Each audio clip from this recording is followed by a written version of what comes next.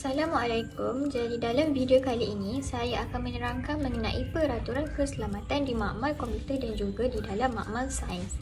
Kandungan yang terdapat di dalam video ini adalah peraturan keselamatan di dalam makmal komputer dan juga peraturan keselamatan di dalam makmal sains. Apa yang akan saya terangkan ialah perkara yang boleh dilakukan di dalam makmal komputer dan juga perkara yang tidak boleh dilakukan di dalam makmal komputer. Adakah anda selalu berada di dalam makmal? Jadi adakah anda tahu apakah peraturan keselamatan di dalam makmal komputer yang perlu anda patuhi untuk menjaga keselamatan semua? Antara perkara yang boleh anda lakukan di dalam makmal ialah yang pertama, pastikan anda masuk dengan kebenaran guru sahaja. Yang kedua, anda perlu mencatat nama anda di dalam buku rekod penggunaan makmal komputer.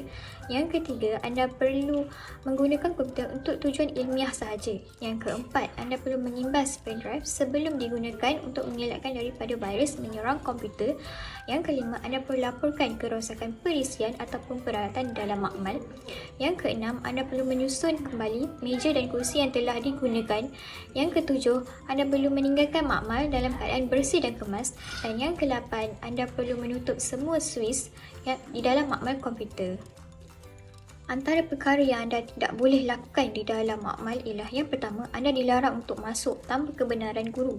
Yang kedua, anda dilarang membawa makanan dan minuman masuk ke dalam makmal. Yang ketiga, anda dilarang membuang sampah di dalam makmal. Yang keempat, dilarang membawa keluar peralatan yang berada di dalam makmal tanpa izin guru. Yang kelima, anda dilarang untuk mengubah tetapan di dalam komputer. Yang keenam, anda dilarang bergurau senda, bermain dan berlari di dalam makmal. Dan yang terakhir, anda dilarang untuk mencabut wayar ataupun kabel yang berada di dalam makmal. Okey, seterusnya kita akan lihat pula apakah peraturan keselamatan di dalam makmal sains yang perlu anda patuhi.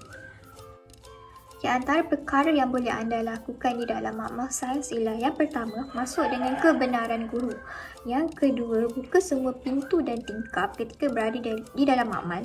Yang ketiga, tunggu arahan guru sebelum memulakan uji kaji.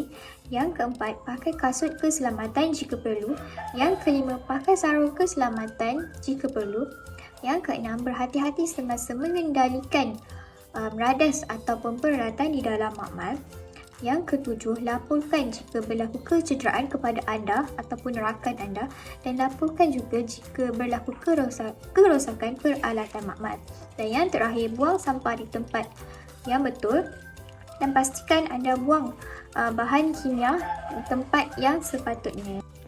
Okey, antara perkara yang dilarang lakukan di dalam makmal sains ialah yang pertama, anda dilarang masuk tanpa kebenaran guru. Yang kedua, anda dilarang membawa makanan dan minuman ke dalam makmal. Yang ketiga, anda dilarang berlari dan bergurau senda di dalam makmal terutama semasa menjalankan uji kaji.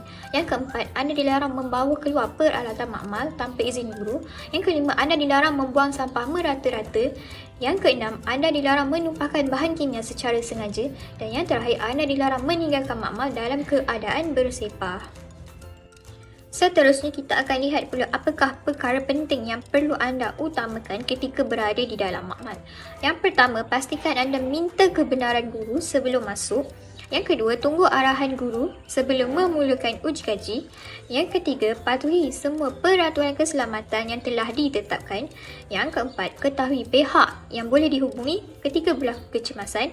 Dan yang terakhir, pastikan makmal berada dalam keadaan bersih dan kemas sebelum anda keluar. Okey, kepentingan mematuhi peraturan di dalam makmal ialah supaya makmal selamat digunakan dan juga dapat melancarkan sesi pembelajaran.